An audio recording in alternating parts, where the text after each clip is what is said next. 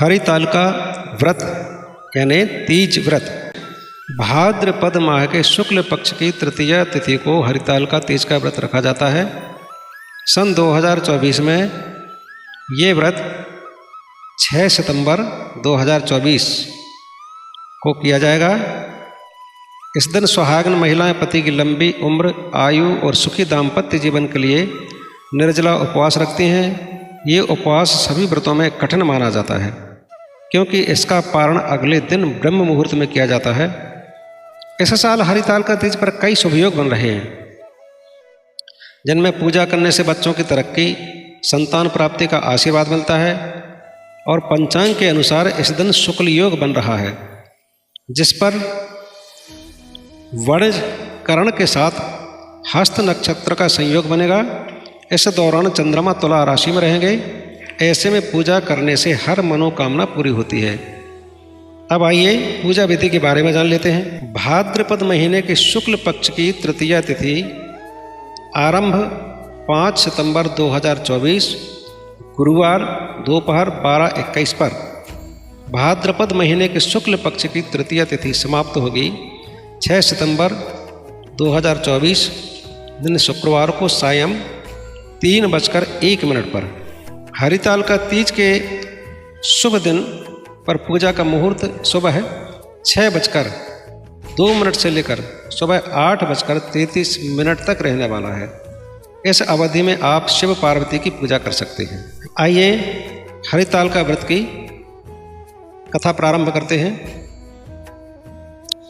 परम भागवत वक्ता श्री वेद व्यास के परम शिष्य श्री सूत जी ने शौनक आदि 88,000 ऋषिवरों के प्रश्न करने पर हरितालिका व्रत कथा को सुनाना प्रारंभ किया। श्री सूत जी बोले, हे ऋषिवरों, अब आप परम पुनीत हरितालिका व्रत की कथा को श्रवण कीजिए। श्री सूत जी बोले, सती व्रत को धारण करने में परम श्रेष्ठ माता पार्वती और गले में नरमुंडों की माला को धारण करने वाले अजर अमर देवों में श्रेष्ठ गरल कंठधारी भूत भावन भगवान आशुतोष शंकर की सर्वप्रथम वंदना करता हूँ। भगवान शंकर की जय हो, जय हो। एक समय माता पार्वती और भगवान शिवजी कैलाश के शिखर पर विराजमान थे। जिज्ञासा के वशीभूत होकर माता पार्वती ने महेश्वर से प्रश्न किया, हे देवादिदेव महादेव, आप इस विश्व के नियंता हो, समस्त धर्मों के अधिष्ठाता हो और समस्त गुप्त भेदों को जानने वाले हो। आप मुझ पर अनुग्रह करके कृपया ऐसा गुप्त भेद मुझसे कहें जो समस्त व्रतों में श्रेष्ठ है। उस व्रत का वर्णन करिए जो अल्प कर्म ही के द्वारा महान फलों का देने वाला हो। हे स्वामी, आप आदि मध्य और अंत से रहत हैं। आप धर्म की स्थापना करने वाले हैं, इसलिए मैंने आपसे यह प्रश्न किया है। सो आप कृपा करके मेरी इस जिज्ञासा को शांत करें।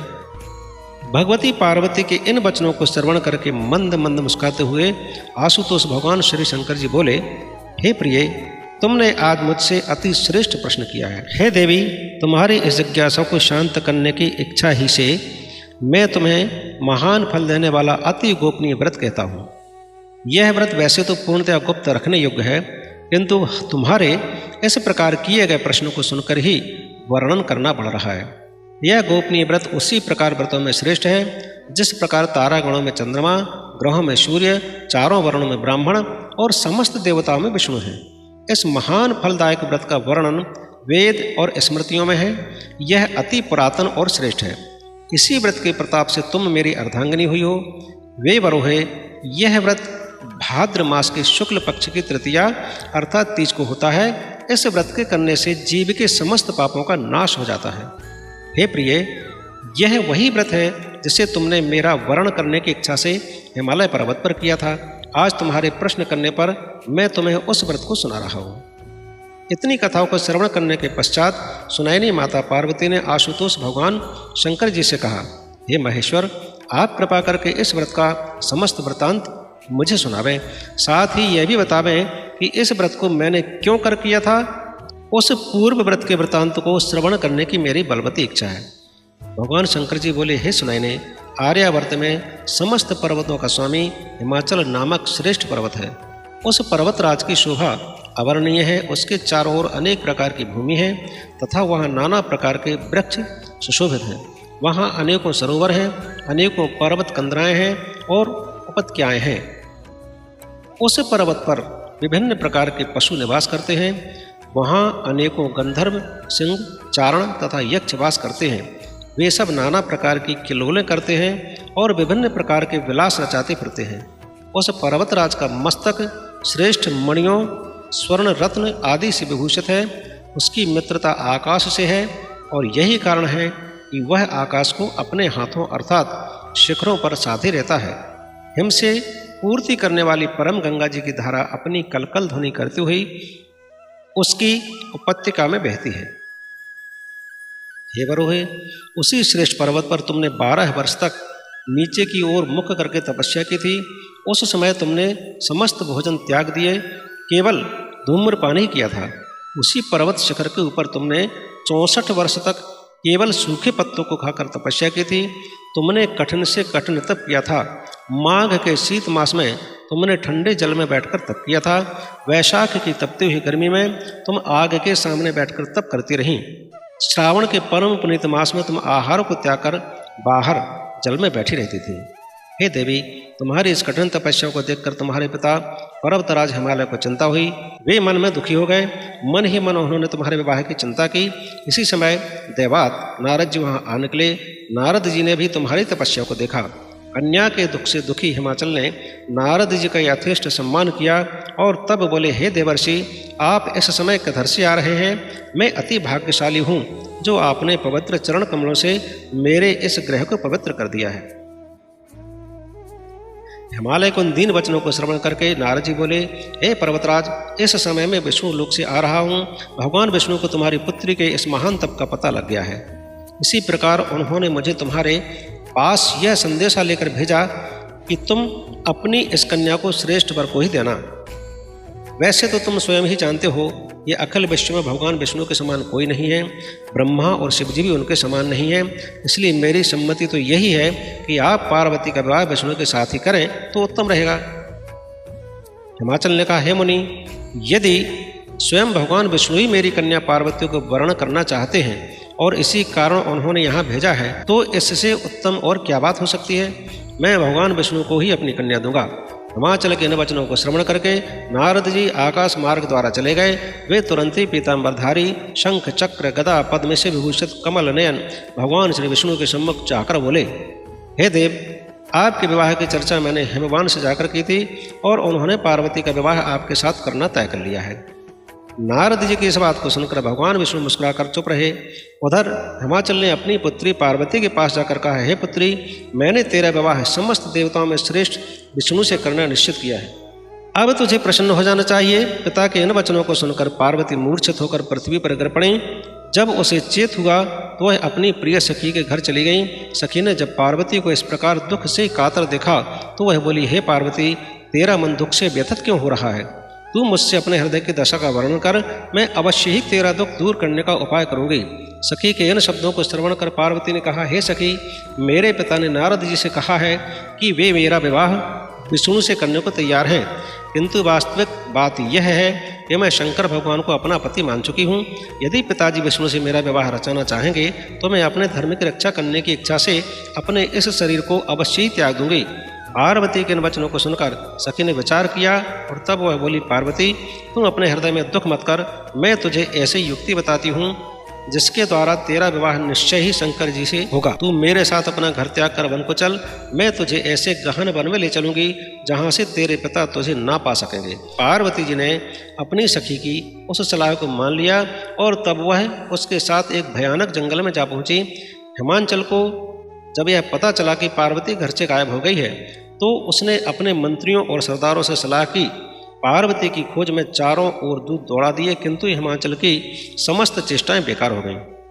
पार्वती को वे लोग किसी भी प्रकार ढूंढ कर ना ला सके। तब शोकातुर होकर हिमाचल मूर्छित होकर पृथ्वी पर गिर पड़े। हिमाचल के साथियों ने किसी प्रकार उनको धीरज बंधाया। तब हिमाचल स्वयं पार्वती की खोज में निकल पड़े। वे वन वन भटकने लगे, उनको तन बदन की सुध तक न रही। वे पार्वती की खोज करते हुए वनों में घूमने लगे। पार्वती घर से निकलकर अपनी सखी के साथ एक बहुत बड़ी नदी के तट पर पहुंची। इसी नदी के तट पर आगे जाकर उन्होंने एक विशाल वन देखा। यह वन अति घना और भयानक था। नाना प्रकार के हिंसक पशु उस वन में वास करते थे। इसी वन में एक गुफा थी। पार्वती ने अपनी सखी के साथ इसी गुफा में रहना प्रारंभ किया। पार्वती ने अन्न को त्याग दिया। वहां उन्होंने भगवान शंकर की एक रेत की प्रतिमा बनाई और उस प्रतिमा की वह आराधना करने लगी। इसी समय भादो मास के हस्त नक्षत्र युक्त तृतीया आ गई। पार्वती ने उस दिन भी शंकर जी का विधिवत पूजन किया, रात भर जागरण किया और शिव लीलाओं का वर्णन किया। पार्वती के उस महान तप को देखकर भगवान शंकर का सिंहासन हिल गया और उसी क्षण में पार्वती के सम्मुख जाकर उपस्थित हो गए और बोले, हे वरानने, मैं तुझसे अति प्रसन्न हूँ, वर मांग। भगवान सदाशिव को अपने सम्मुख उपस्थित देखकर पार्वती का हृदय कमल सा खिल गया। मन चाह वर मांगने की बात सुनकर पार्वती ने कहा, हे महेश्वर, यदि आप मुझ पर प्रसन्न हैं और वर देना चाहते हैं तो कृपा कर मुझे अपनी पत्नी के रूप में स्वीकार कीजिए। मन चाहे वर को देकर शंकर जी अपने निवास स्थान को लौट आए। उसके बाद ही हिमाचल पार्वती को ढूंढते हुए उसी वन में जा पहुँचे जहाँ पार्वती अपनी सखी के साथ रह रही थी। उन्होंने दूर से 2 कन्या देखी। पास आने पर उन्होंने अपनी प्रिय पार्वती को पहचान लिया। पार्वती को देखकर वे उसके पास पहुँचे और उसे हृदय से लगाकर विलाप करने लगे। उन्होंने कहा, हे पुत्री, तुम इस महाभयानक वन में इन हिंसक पशुओं के मध्य क्यों निवास कर रही हो? चलो, अब घर चलो। पिता के वचनों को सुनकर पार्वती ने कहा, हे पिता, आज जब आपने मुझसे घर से चले आने का कारण ही पूछा है तो मैं आपको स्पष्ट बता देती हूँ कि मैंने तन मन से भगवान शंकर को अपना पति मान रखा है, किंतु जब आपने मेरा विवाह विष्णु से करना तय कर लिया तो मैं अपने धर्म की रक्षा के लिए इस वन में चली आई थी। पार्वती की बात सुनकर हिमाचल बोले, हे पुत्री, यदि तुमने भगवान सदाशिव का अपना पति स्वीकार कर लिया है तो इसमें मुझे तनिक भी आपत्ति नहीं है। तुम लौटकर घर को चलो, मैं तुम्हारी इच्छा के विरुद्ध कोई भी काम नहीं करूँगा। पार्वती पिता के साथ घर लौट आई और तब हिमवान ने पार्वती का विवाह शिव जी के साथ कर दिया। सूत जी बोले, हे ऋषिवरों, इतनी कथा सुनने के बाद भगवान सदाशिव ने माता पार्वती से कहा, हे वरोहे, उस व्रत के प्रताप से ही तुमने मुझे प्राप्त किया था। उस समय से अब तक मुझे किसी के आगे इस व्रत का प्रताप वर्णन करने का अवसर नहीं मिला था। आज वह गुप्त भेद मैंने तुम्हारे सामने वर्णन किया है। जगत जननी पार्वती ने प्रश्न किया, हे भगवान, आप कृपा करके मुझे यह बताने का कष्ट करें कि इस व्रत का नाम हरितालिका व्रत किस प्रकार से हुआ है। शिवजी बोले, क्योंकि तुमको तुम्हारी सखी हरण करके ले गई थी, इस कारण हरत धन अली मिलकर इस व्रत का नाम भी हरितालिका पड़ गया। पार्वती जी ने प्रश्न किया, हे महेश्वर, अब आप कृपा करके इस व्रत को करने की विधि बताएं। यह भी बताएं कि इस महान व्रत के करने से किस प्रकार के फलों की प्राप्ति होती है। शिवजी बोले, हे वरानने, यह व्रत कन्याओं के लिए श्रेष्ठ है। जो कन्याएं उत्तम वर की प्राप्ति चाहती हैं वे इसको अवश्य करें। जो स्त्रियां अचल सुहाग चाहती हैं वे इस व्रत को विधि पूर्वक करें। उनकी मनो इच्छा की पूर्ति करने वाला इससे उत्तम और कोई व्रत नहीं है। केले के खम्भों का मंडप बनावें, उस मंडप में शिव और पार्वती की प्रतिमा को स्थापना करें, धूप दीप चंदन आदि से उस स्थान को युक्त करें, प्रतिमा को स्नान करावें, वस्त्र धारण करावें, चंदन लगावें, फूल माला पहनावें, धूप दें, दीप जलावें, उत्तम पुष्प और उत्तम फल से निवेदन करें, नैवेद्य लगावें और रात्रि में जागरण करें, ब्रह्मचर्य व्रत धारण करें, व्रत के दिन शिवलीला को पढ़ें अथवा श्रवण करें। मन में ओम नमः शिवाय इस श्रेष्ठ मंत्र का जाप करें और एकाग्र चित्त होकर प्रार्थना करें। ब्राह्मण को गौ वस्त्र दक्षिणा देकर प्रसन्न करें। भोर होते ही पूजा की सामग्री को एकत्रित करके नदी में प्रवाहित करें। जो इस प्रकार का व्रत करते हैं वे श्रेष्ठ फल पाते हैं। कन्या को मनचाहा पति मिलता है और स्त्री को अचल सुहाग प्राप्त होता है। यह व्रत समस्त पापों को नष्ट करता है, इसमें संशय नहीं है। इति श्री हरितालिका व्रत कथा। बोलिए शंकर भगवान की जय, बोलिए माता पार्वती की जय।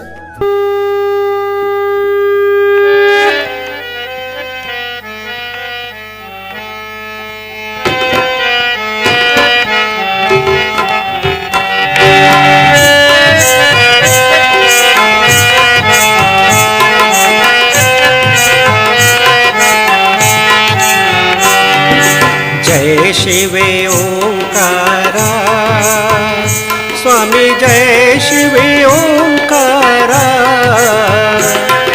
ब्रह्मा विष्णु सदा शिव, ब्रह्मा विष्णु शिव अर्धांगी धारा। ओम जय शिव ओंकारा।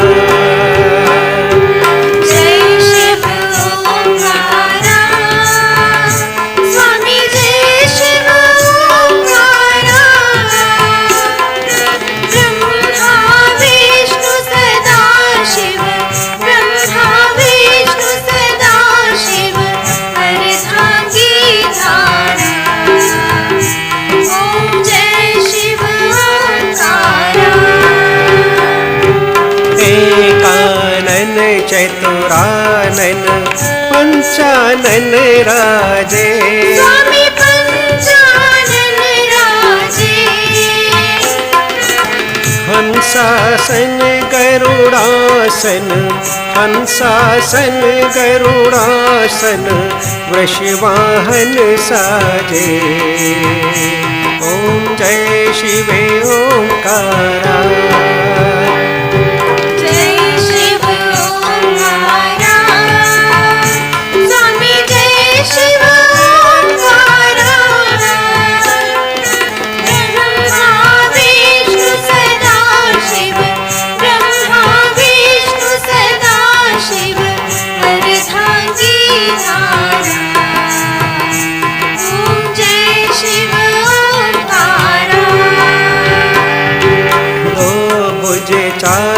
चतुरे भुज दस भुज अति सोहे। स्वामी दस भुज अति सोहे। तीनों रूप निरखता, तीनों रूप निरखता त्रिभुवन जन मोहे। ओम जय शिव ओंकारा।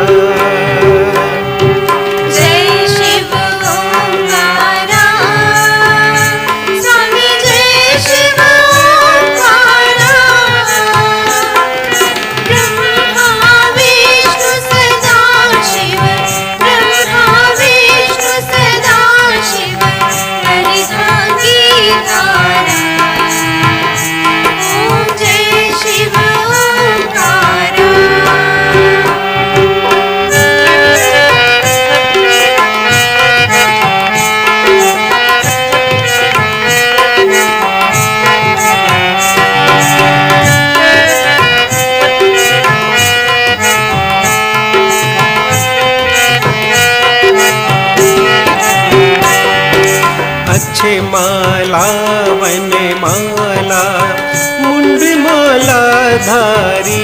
स्वामी मुंड माला धारी। चंदन मृग मद सोहे, चंदन मृग मद सोहे भोले शुभकारी। ओम जय शिव ओंकारा।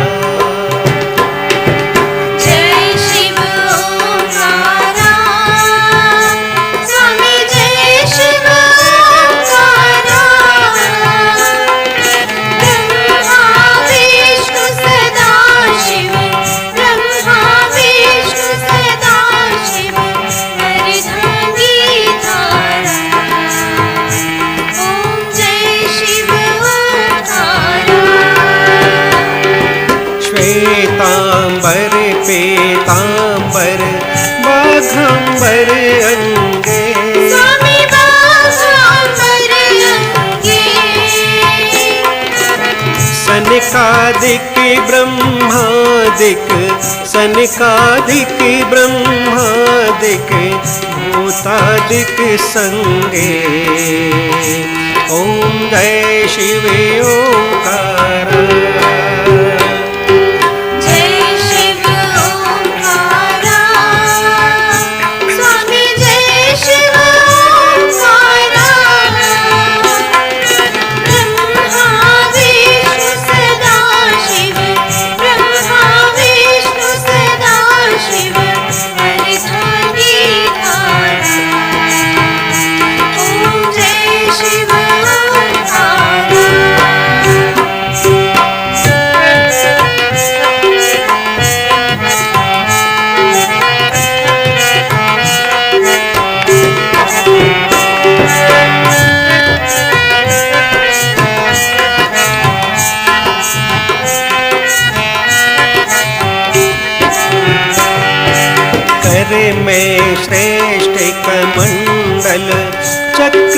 त्रिशूल धरता, स्वामी चक्र त्रिशूल धरता,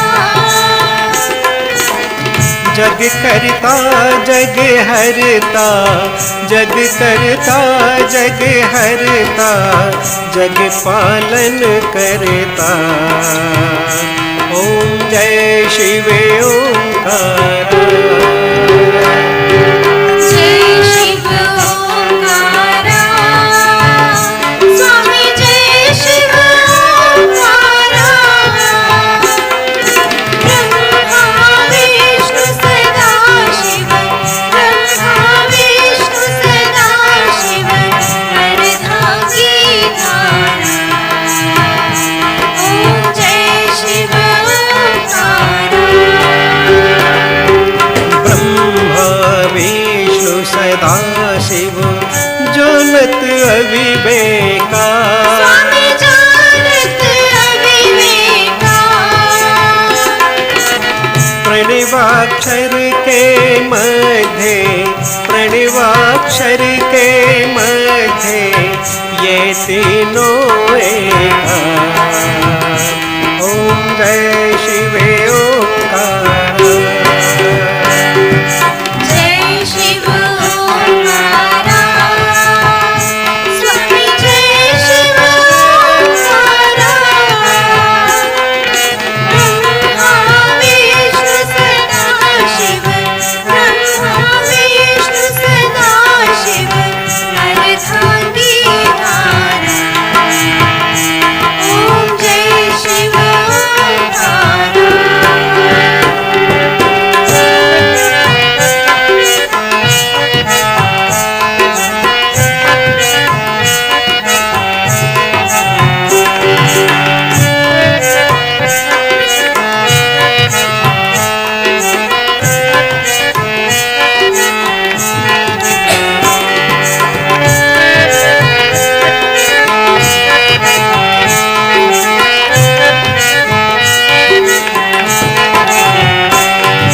त्रिगुण स्वामी की आरती जो कोई नर गावे, स्वामी जो कोई नर गावे, कहत शिवानंद स्वामी, कहत शिवानंद स्वामी, मन वांछित फल पावे। ओम जय शिव ओंकारा, जय शिव ओंकारा, स्वामी जय शिव ओंकारा, ब्रह्मा विष्णु सदा शिव, ब्रह्मा विष्णु सदा शिव, अर्धांगी धारा। ओम जय शिव ओंकारा, ओम जय शिव ओंकारा, स्वामी जय शिव ओंकारा, ब्रह्मा विष्णु सदा शिव, ब्रह्मा विष्णु सदा शिव, अर्धांगी धारा। ओम जय शिव ओंकारा, जय शिव ओंकारा, स्वामी जय शिव ओंकारा, ब्रह्मा विष्णु सदा शिव, ब्रह्मा विष्णु सदा शिव, अर्धांगी धारा। ओम जय शिव ओंकारा, ओम जय शिव ओंकारा, स्वामी जय शिव ओंकारा, ब्रह्मा विष्णु सदा शिव, ब्रह्मा विष्णु सदा शिव, अर्धांगी धारा। ओम जय शिव ओंकारा, जय शिव ओंकारा, स्वामी जय शिव ओंकारा, ब्रह्मा विष्णु सदा शिव, ब्रह्मा विष्णु सदा शिव, अर्धांगी धारा। ओम जय शिव ओंकारा।